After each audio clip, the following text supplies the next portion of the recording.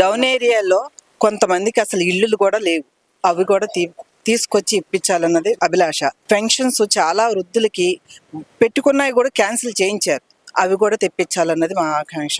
Current poles వచ్చి sanction అయ్యి వచ్చి ఉన్నాయి కూడా పంచాయతీ ఆఫీసులోనే ఉంచారు, కానీ వాళ్ళకంటూ వేయలేదు. వాళ్ళు మాకు వెళ్ళగానే చెప్పింది కరెంట్ పోల్స్ గురించే చెప్పారు, రోడ్డు గురించి కానీ వాటర్ గురించి కానీ చెప్పలేదు. ఒక్క కరెంట్ పోల్స్ గురించే చెప్పారు. వీధి లైట్లు అంటూ ఎక్కడా లేవు. ఎవరి మట్టికి ఏ వార్డులో దిగి ఈ ఎన్నికల ప్రచారం అయితే చేస్తున్నారో వాళ్ళందరూ కలిసి వేసుకుంటున్నారు, మా పార్టీ తరపు వాళ్ళే వేస్తున్నారు. ఆ వీధి లైట్లు కూడా వచ్చేలాగా చూడాలి.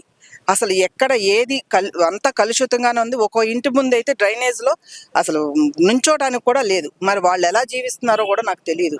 నేను ఇదే ఫస్ట్ టైం రాజకీయంలోకి రావటం. మా మామగారు ఎంపీపీగా చేశారు, ఆయన ఆశీర్వాదంతో ఇప్పుడు నాకు అవకాశం ఇచ్చారు. నేను తప్పకుండా ఆయన అడుగుజాడలోనే నడుస్తాను.